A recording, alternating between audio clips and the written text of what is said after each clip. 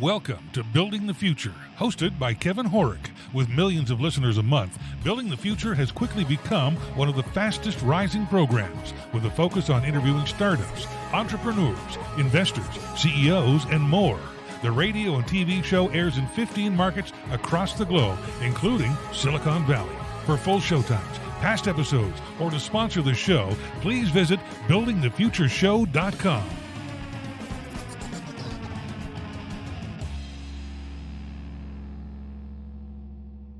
Today's show is brought to you by OnPay, the new standard in payroll. You can pay employees and contractors in minutes, automate your payroll taxes and filings, as well as provide health benefits and HR in all 50 states. For more information, visit buildingthefutureshow.com/onpay. Welcome back to the show. Today we have Praveen Penmetsa. He's the co-founder and CEO of Monarch Tractor. Praveen, welcome to the show. Thanks, Kevin. Thanks for having me on. Yeah, I'm excited to have you on the show. I think what you guys are doing is really innovative and cool, but maybe before we get into all that stuff, let's get to know you a little bit better and start off with where you grew up. Yeah, I was born in India. Okay, very cool. Did my undergraduate there. What did you in take? Engineering. I was always a car guy. Okay. So mechanical engineering, yeah. Okay. What got you passionate about cars? It's something that I think dad was into. Okay.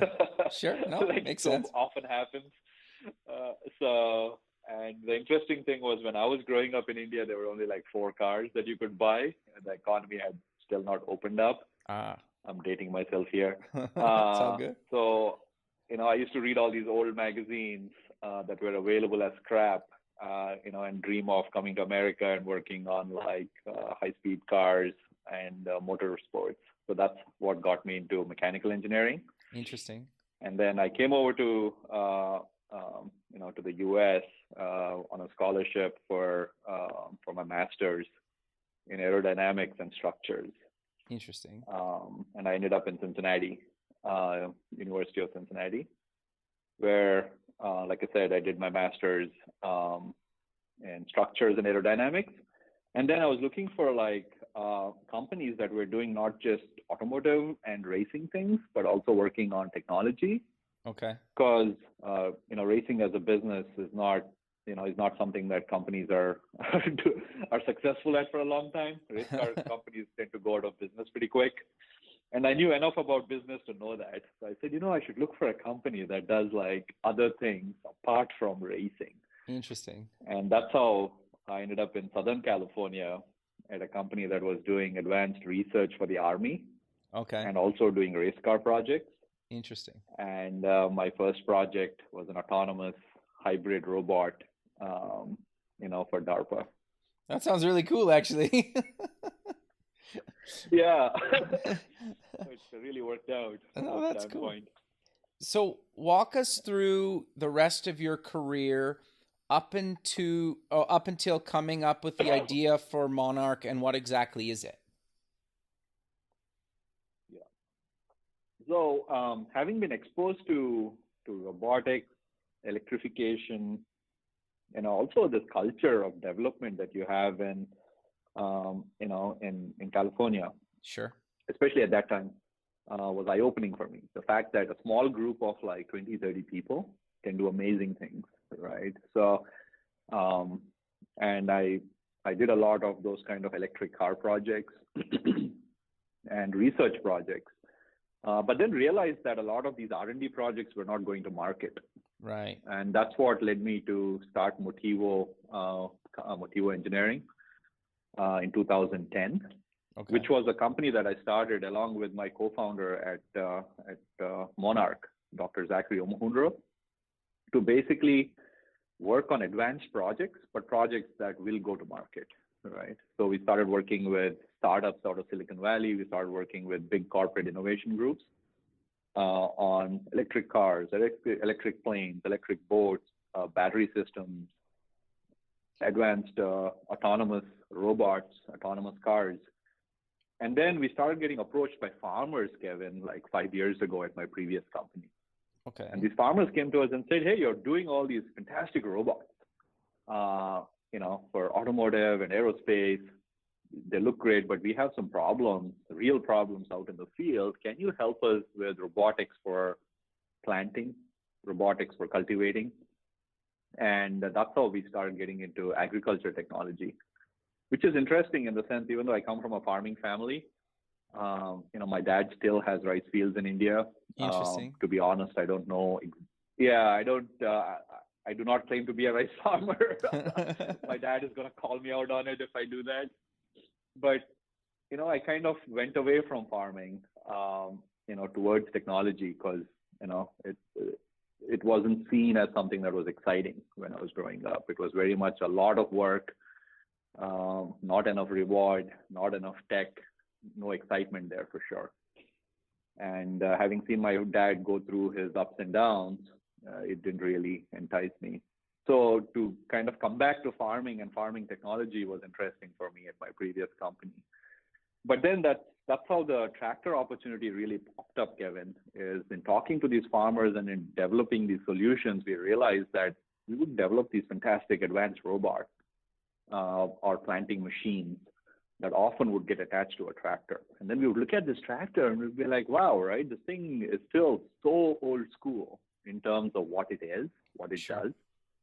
We could not even get electric power out of it, right? So we would attach our robot to the tractor and be like, oh, we need our own power. Okay, where do we get that from? Okay, let's add a generator. Let's add a GPS sensor, right? We started adding all these things. And we were like, wow, right? If we really had a real next generation tractor, we could solve these farmers' problems much more easily. And then that's when I had this big epiphany that the tractor is the most important vehicle on the planet, but surprisingly, it's the most ignored vehicle for the last 100 years. So that's what led us to start Monarch Tractor. Interesting. So why do you think it's been so kind of stagnant in becoming modern, or like, how come you guys were the first ones to do this if it was such an important vehicle for so many countries of the world? Yeah, to understand the why there, Kevin, I think we need to look at our food and agriculture ecosystem. Okay. And the developments that have happened over the last 50 years there. We all are aware of this green revolution that happened 50 years ago that really led to the increase of food supply. The way that happened was through, increased inputs, right? Which is whether it's chemicals like fertilizers, pesticides, fungicides, etc. And then also the food and ag market got bifurcated into two segments, which is commodity crops, which is the grains like the corn, wheat, etc., which are these large farms, often run by large operations, and that's where all the technology focus has been. The fruits and vegetable market has always been smaller, run by smaller family-owned farms for the most part, and the technology focus has not been there because the economics there are razor thin. Farmers have razor thin margins, especially if you're in the fruits and vegetables market. So since they are on razor thin margins, the money is not there, so the equipment has not seen any development. Instead, the focus has been on how much can we put into the land, whether it's in the whether it's through fertilizers and pesticides, etc., and really focusing on the increase of production through that versus mechanization. So we are now paying the price for that, right? And if you look at all the Netflix documentaries of what our food ecosystem is doing, and the farmers basically have not gotten access to the latest and greatest technology. Interesting. But now your question is, okay, why now, right? Sure. So what has changed now that you guys think that there should be a focus on the tractor? And there's three megatrends, Kevin, that makes this the right time for Monarch Tractor. The three megatrends, and these are global, is number one is a labor shortage in agriculture. I mean, I told my story of how I walked away from ag, right? But that's a common story around the world. Right. Whether it's China, whether it's India, Africa, Europe, America, even Japan, right? The average age of farmers in Japan is like 67 years old, average. Wow. It's crazy, right? So there's not enough people. So there's a huge labor shortage in farming right now, globally, number one. That's the first mega trend. The second mega trend is we are all now more focused on emissions and Right. sustainability, which is huge. So the emissions and sustainability means we now want to know how our food is grown, what went into it, how much water was used, how much pollutions were emitted, what chemicals went in, etc. So that's the big mega trend. And it's not limited to Europe and America, even in India, even in Asia, other parts of the world. Everybody now is trying to look for cleaner food. The third thing that's happening is there's a huge scrutiny on the data side as well. Okay. What I mean by that is farmers are getting regulated. There's compliance regulations now on what they can and cannot do, whether it's on the labor side, whether it's on the food side, whether it's on their operational side. There's a huge force acting against them in terms of compliance and legislation. So between these three, the scrutiny on their operations, the sustainability and emissions, and the labor shortage, all three of them are working against farmers at a time when our food ecosystem needs more support. Interesting. So this is how, in Monarch Tractor, we feel like by being all electric, we can really impact the sustainability side and the emission side. Farmers can do more with our tractor with zero emissions. By having it be driver optional, we take out the labor component from their operations and say, if you want to do more in your field, because you think it's the right thing to do versus just pumping in chemicals, here's an option, right? We'll take that labor cost out of that decision matrix. So the driver optional side allows farmers to do more there. Sure. And the data side is, by using the same sensors that run our automation, they are also the data hub for not just our tractor and the farmer, but also the next generation of implements. So all these three together are answering those three mega trends that are working against the farmer. Interesting. So how did you guys fund this early development of a tractor? Did you guys raise some money? Did you get money from farmers, or walk us through how you funded?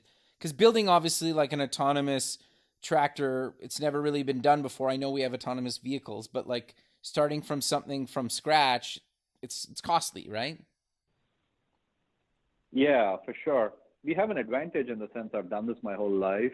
Okay. Zachary's done this his own life, right? So the challenge was the technology components were there in other industries, whether it's automotive or aerospace or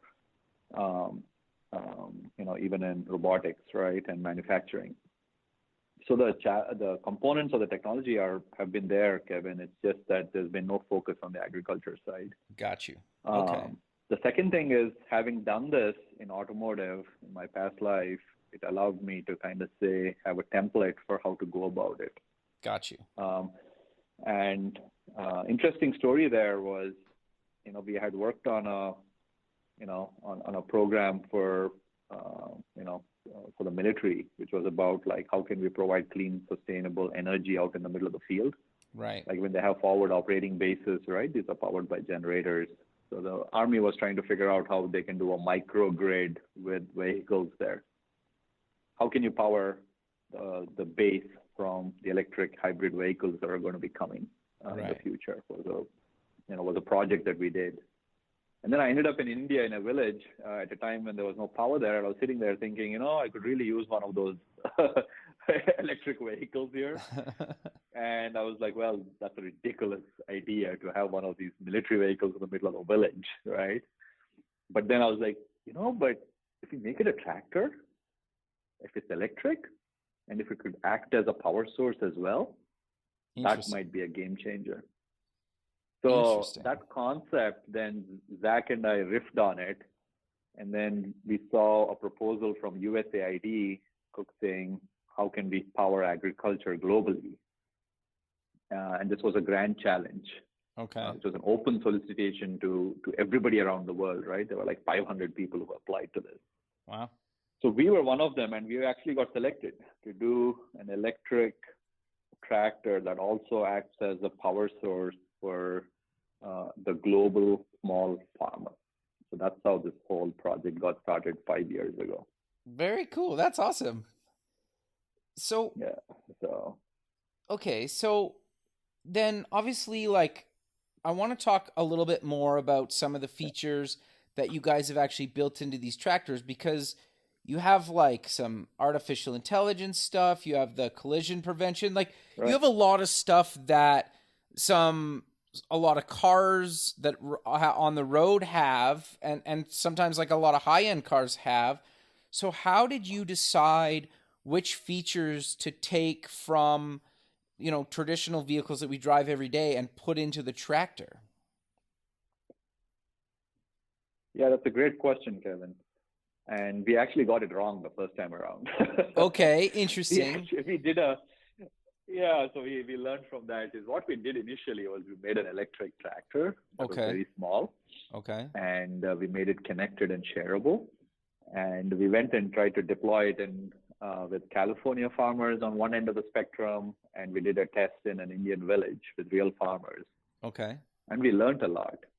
We learned that farmers, the electric tractor was intriguing for them. They could save some cost on diesel, but that was not a game changer for them to adopt it and pay for the tractor. It was not enough. Interesting. It was intriguing, but not enough. What we learned was the driver is a major component in that. In India, they just don't have enough tractor drivers who are experienced. And in the US, they're very expensive. It's like $20 to $25 an hour for you to hire a tractor driver. Okay. Because they're doing more than driving the tractor. Okay. And that's when we What learned is that? Sorry. It's not about the... Sorry to interrupt you. You say it's more than driving the tractor. For people that don't know what that means, what more do they do than just drive the tractor? Yeah, and that's what we learned as well, is that, we went to India and went to the California farmers thinking, tractor driving, just like car driving, right? Absolutely not. Interesting. The tractor driver, while he's driving the tractor, which is the steering and the throttle and the pedal and the brake and everything else, he's also controlling the implement. He's essentially doing an operation. Okay. And he's watching out to see, what adjustments he needs to make on the implement. A skilled tractor driver does that. Okay. Especially in fruits and vegetables. So, and he's also has a lot of control on the tractor side. It's not just about like, I can drive this at whatever speed I want to. If you're spraying, there's a certain speed you need to run the spray at. If you're mowing, there's certain things you need to watch out for to adjust so that you don't damage the implement or the tractor or get into a situation. So it's a very skilled operation that the driver is doing, and not just driving the tractor. And once we learned that, we were like, wow, if it's all about the operation and not the tractor, so what can we do? And that's how, Kevin, we started looking at how can we automate the operation. And we said, we need to look at how can we make the driver an optional piece. And what some of our competitors are doing who are much more recent to this journey is the first inkling that you and I might have, right? Because we're exposed to technology. We'll be like, well, why do we need a driver at all? Let's just make a robot that can do this whole operation by itself. Right.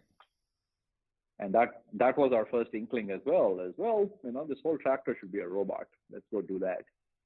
And that's when we learned that farmers actually have a lot of generational insight. Right. What I mean by that is there's micro soil climates, there's micro weather changes that happen. They know farming, especially in fruits and vegetables, is not just a big constant, right? Unlike, say, corn or soy in Middle America. There's a lot of reacting that needs to happen. The farmer knows that this row needs a little bit more spray because it's at an incline and, there's some terrain there. The soil is not great. So they adjust for it because they've been doing this for generations. How is the robot going to know that?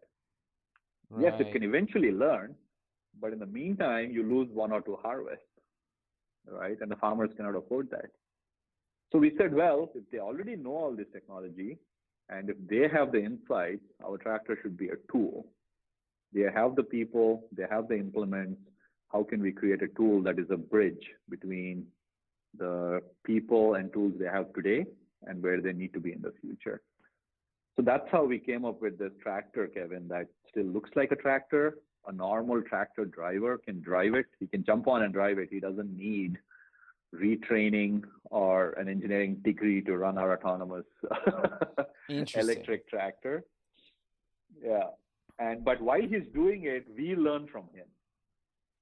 Right? Okay. So as he applies this implement, we learn from him, and then we can replicate the operation without him having to do this operation 10 times. So for example, when they do spraying out in the field, they do it 8 to 12 times a year. Okay. Isn't it crazy that this person is sitting there doing the same thing 8 to 12 times a year? Yeah, totally. Like sitting and usually in the middle of the night, right? So these are not great jobs, which is why people don't want to do them. They're dangerous because you're exposed to chemicals, the tractor safety issues, etc. So we said, well, let's take their best tractor driver, have them do the operation once, and then this tractor driver can now manage the fleet. So we made our tractor all electric for emissions, but also to run our sensors. We made it driver optional so that the farmer can use their existing tractor driver to train it, but going forward, it can repeat the operations without the driver, saving them money. Interesting. And then we also added onboard storage compute sensors, like our tractor has a small micro weather station, which means we can react in real time if the weather changes or the wind speed picks up. We can actually change the operation. So that's how we came up with all of these features, Kevin, was looking at what the farmers' challenges were, how they run an operation today, and then coming up with a tool that they can use right away. Interesting. Without risk. So when it's these tasks that have to happen in the middle of the night, at what point, do I have to physically start the tractor and watch it and wait for it to finish, or can it just kind of do it 100% on its own? I guess how autonomous is the actual tractor? Yeah. Oh, it's fully autonomous from that perspective. Okay. All you would need to do is to make sure that at this point, the tractor is plugged in, charged up. Okay. When it's ready for an operation, using our portal, you can kind of tell the tractor which tract of land you want it to do, what operation you want it to do, and when. And unhook the tractor from the charge card. Make sure that if you're doing a spray operation, for example, that the implement is hooked up and the spray materials are loaded up, and then you hit go. And after that, you can track the tractor in real time from the barn through our app, and you get alerts if it sees something. For example, if somebody gets in front of it, it'll stop and send you an alert. If it sees something that is out of the ordinary while it's doing its operation, it'll stop and say, hey, wind speed picked up. And you told me that I should not be spraying over 3 miles an hour. So I'm going to pause for now. Do you want me to continue, or do you want me to wait until the wind speed dies down again? And then you just respond back via text, and the tractor does it again. So those are basically moving the tractor driver from the tractor back to the barn, and he's now managing a fleet of these tractors versus being out in the middle of the field all night. Interesting. No, that's really cool how you've taken a bunch of technology, because some of the stuff that you've just mentioned is in cars, isn't in cars. Some of the stuff the notification, the person detection stuff, sure, that's in cars, but that's also in a bunch of smart security cameras and stuff like that, right? So you've merged a bunch of kind of worlds into your tractor. Exactly. And the challenge for us, Kevin, was we had to take it out into the middle of the field. We had to make it what we call ag robust. Right. For example, mapping, right? Sure. If you're out on public roads, there's a lot of mapping that's already happened by some of these large tech companies. The fields are much more dynamic, right? The farmer sometimes completely changes the layout of the field, changes the crops, changes the entry, roads change, there's no signs, there's no markings. All the things that an autonomous car looks for, we don't have that advantage there. Right. So we had to kind of really focus in on that problem, and that's where our Cortex focus was, is from a farm-focused AI stack is our technology. But you're right, we were able to build on a lot of hardware and software tools that a lot of automotive companies and tech companies have already invested into. Interesting. So how does the tractor know where it is? Like, are you using GPS coordinates or how does that work? Or like lat long? You're touching upon a great challenge. Yeah, that's the first challenge that we had to solve was, if you look at, all of us are now kind of familiar with the autonomous car side of things, right? Yeah. So you have LiDARs and radars and cameras and positioning sensors on the car that allow you to do that. Out in the middle of the field, Kevin, we have a big challenge. Sure. Is, for example, if you're spraying, it's actually going to like fog up your LiDARs. It's going to like, oh, interesting. The data is not going to be good, right? Radar has a lot of challenges with like things like grass. We have to sometimes, as a tractor, has to go through grass. We have to go through it. Right. A car might see it as an obstacle and say, wait a second, right? I'm going to stop here. There are times when, so the tractor challenge was very unique. So number one, we had to come up with a sensor stack that worked in farming. Number two, we had to make sure that it's something that is accessible to the global farmer. Because our goal from day one was, don't come up with a multi-million-dollar machine that farmers cannot afford. Because that's not going to solve any problem. Interesting. And those machines exist, by the way. The big ag equipment companies, those big combine harvesters that you see, harvesting corn, soy, they have GPS, they have automation, they have autonomy. They have a lot of these technologies, but they are multi-million-dollar machines. Sure. And our whole thesis was for us to change how farming happens around the world. This machine has to be the lowest common denominator in terms of cost and in terms of a platform. Interesting. So which means our tractor is only $50,000. Okay. Wow, that's pretty inexpensive. Tractor. Yeah, it's a compact tractor, which means it's a compact tractor is a 20 to 40 horsepower tractor. Our tractor, because it's electric, can do actually 40 to 70 horsepower. Okay. So inside this $50,000 machine, Kevin, we had to come up with automation and data storage and connectivity. Wow. And to answer your question, the way we do localization, right, and is through a combination of GPS plus vision, plus our sensors on the tractor, having deep control of the platform allows us to actually precisely locate the tractor with very low cost hardware. Okay, but that's a part of our core technology. Okay, but and you can correct me if I'm wrong, but like I've been in like the autonomous driving cars on like the freeway, and like I've been in when like in some cities in America or all over, like you have 3 lanes and then it goes into 2 lanes and the car freaks out because it can't figure out like what lane it's supposed to be in. And fair enough. And I'm not knocking and I'm not going to mention the car company because it's not really their fault. Like it's so like, but in a field where you have like different heights of like grass you mentioned, obviously you have parts, probably areas that are soil.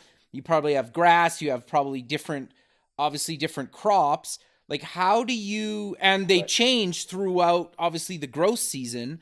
How do you detect, like that's got to be challenging because it's constantly changing and your tractor has to go down the same rows, but those rows will look very different even like days or weeks apart from each other. Exactly, right. So you've done a great job of framing the challenge. I'll talk about a few things that are in our favor, Kevin. Okay. Well. In agriculture and farming, the advantage we have compared to, say, highway autonomy or on-road autonomy, is one is speed. Right. Tractors, okay. Fair enough. Especially when you're doing an operation, don't run at high speed. Right. So that's one thing that's in our favor. The second thing that's in our favor is also they're running operations and the tractor drivers are very skilled and we can have them train the tractor.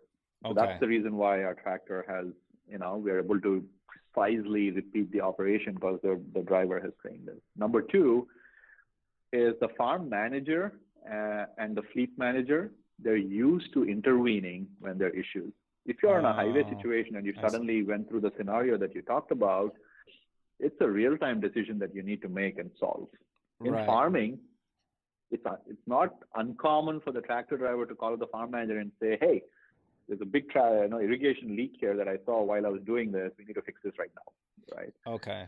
So guys are on call. It's more of a quote unquote enterprise kind of automation with support structures in place.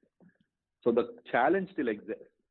Yeah. But how we work through that, we have some things that are in our favor, but we have spent a lot of time working through those things. And that's where the technology needs to come in. That's where, when do we call the farmer with an alert, with a warning? Right. When do we stop? Those are the kind of things that we've been working on for the last 2 years in the field. And our tractor has been in an actual vineyard doing this kind of daily testing. Interesting. And it's amazing some of the things that we see. Sometimes an animal runs across, right? And we're like, oh, hang on.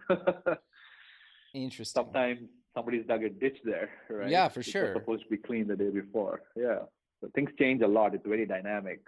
So our vision system has to be good at identifying those things as well.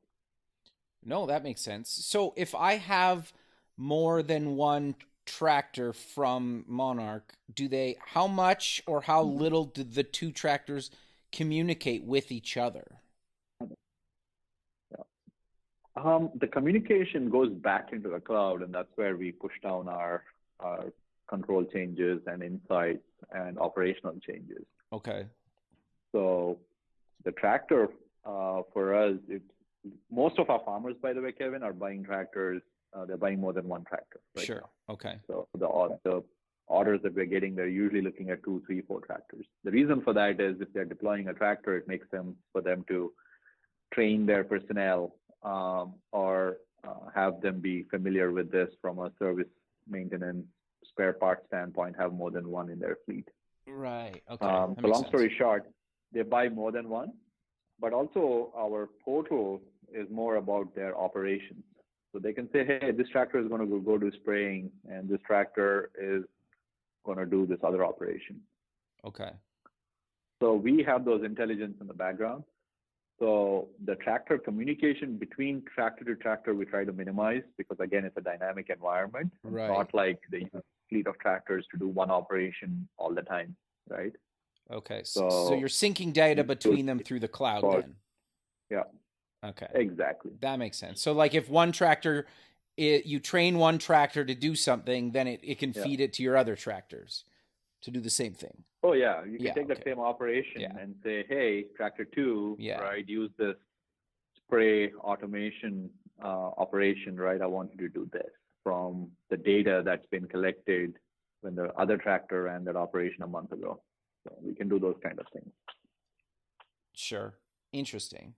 So then how does like different weather and climate play into all this stuff? Because like obviously if you're trying to solve like this worldwide problem, obviously some places get extremely hot, some places get extremely cold, and then everywhere in between. So how do you build a tractor that can kind of work in all the different conditions? Or is it too early to tell that yet? Yeah, there's definitely a learning that we'll get. But again, right from day one, we thought of our tractor as a global platform. Okay. And we made it a compact tractor in this 40 horsepower class because you can see this kind of a tractor everywhere in the world. Every farmer has one, right? If not a bunch of them.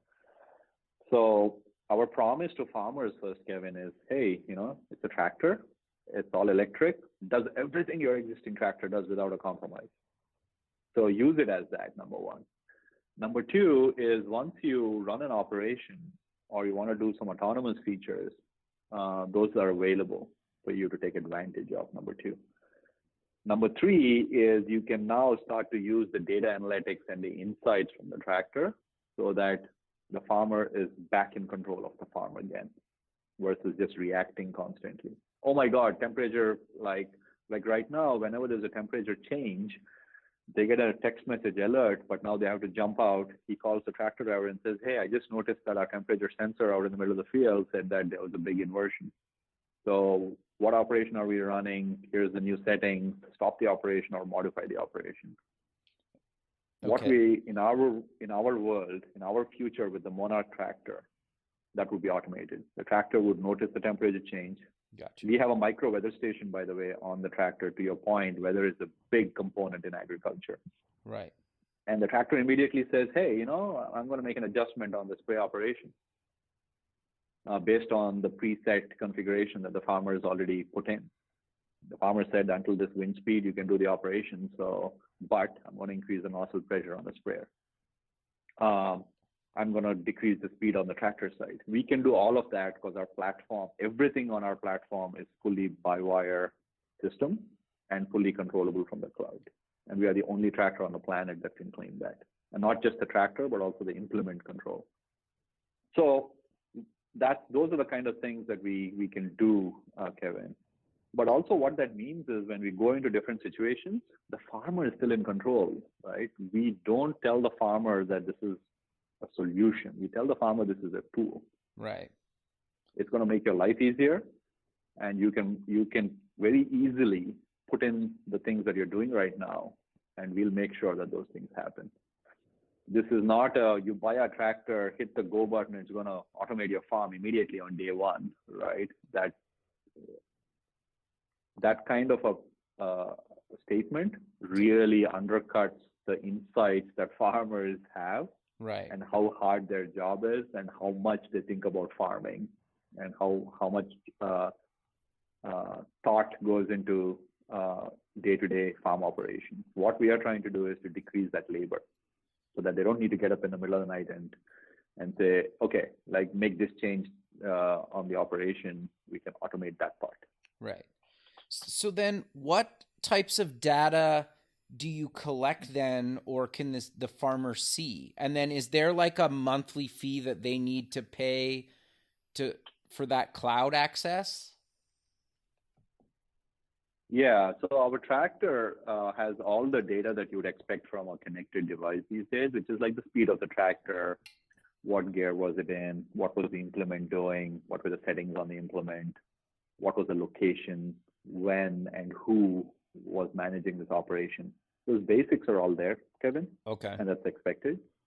But on top of that, for the farmer, we have some very powerful data. And the most powerful data is vision, cameras. Right. We base our cameras can capture everything from the root of the plant to the fruit zone of the plant. Oh, wow. So we have full 360-degree view that we stitch together for the farmer.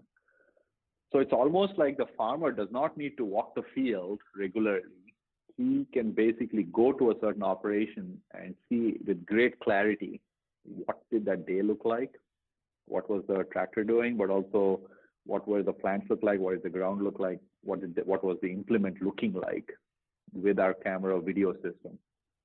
So the video is all available in the cloud. It's just like your security cameras kind of interface. But more importantly, we can also highlight to him the things that he cares about, which is less about people identification and more about things like irrigation leaks. This is what the fruit looks like. Hey, by the way, we noticed this gopher out here, right? Here's an event that you need to pay attention to. So those are the kind of data that we provide back to the farmer, which again is all about saving him time. Sure. Well, and then eventually I'm assuming, like, could you do like soil sampling and testing of different parts of the field, or is that something you guys like would be not something you guys would ever do? Yeah, we definitely enable those kind of technologies. The fact that our tractor has electric power on it is automated, right? That's a great example that you brought up, Kevin. We are actually talking to a soil sampling company. So they had an $80,000 machine that they developed that does a fantastic job of collecting soil sampling data, analyzing it, and sending that data into the cloud. And once they talked to us, they were like, wow, this is awesome, because they could now, thanks to our tractor, bring the cost of their soil sampling machine down. So they are talking to us about a $30,000 machine now that can go behind our tractor. Right. And for the farmer, it's before they were basically pulling this behind a pickup truck or an ATV. Sure. And there was manual labor involved in terms of taking the data from the soil sampling machine, putting it into a laptop, and then uploading it into the cloud for insights and analysis. Right. Or they were using connectivity if it was available from their machine. So thanks to our tractor, they removed all that stuff. They said, you know what, we'll just plug into your data interface on the tractor, and we'll use your storage, compute, and connectivity to get this data into the cloud, where our insight engine will run on it. Sure. And then we can feed the report back to the farmer through your interface.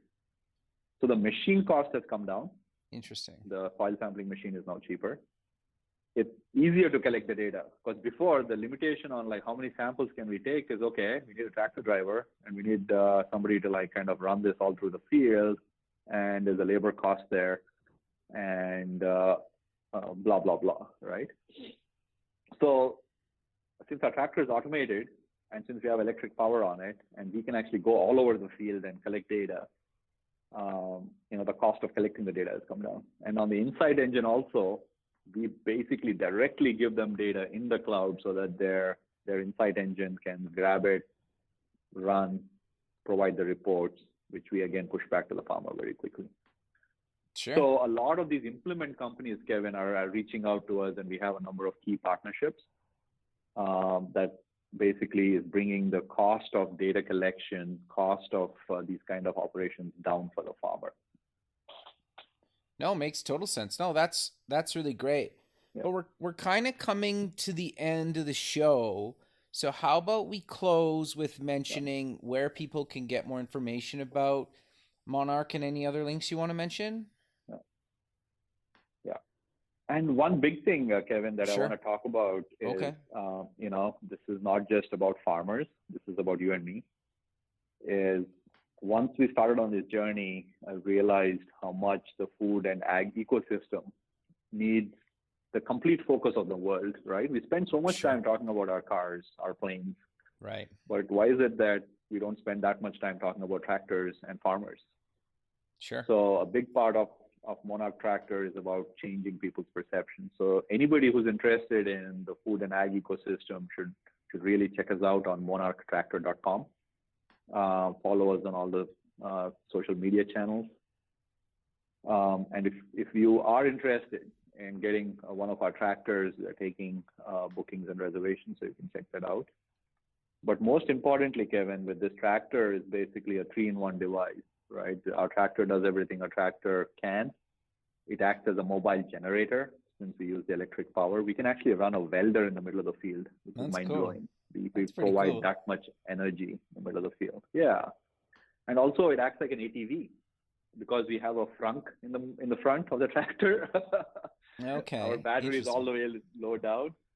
So you can actually use it for moving things around on that. You can summon the tractor to bring you tools that your partner has loaded up at the barn, and you're in the middle of the field, and the tractor will bring you tools that you can just plug into our tractor and use these tools in the middle of the field. So it's a very general purpose device for everybody. So even if you have a ranch and you're not a hardcore quote unquote farmer, you can still use that tractor. So we're excited about a device that can go global, but also is accessible to one and all. No, that's very cool. Well, I really appreciate you taking the time out of your day to be on the show, and I look forward to keeping in touch with you, and have a good rest of your day, man. Yeah, thanks a lot, Kevin. Thank you. Okay, bye. Thanks for listening. Please visit our website at buildingthefutureshow.com to join the free community, sign up for our newsletter, or to sponsor the show. The music is done by Electric Mantra. You can check him out at electricmantra.com and keep building the future.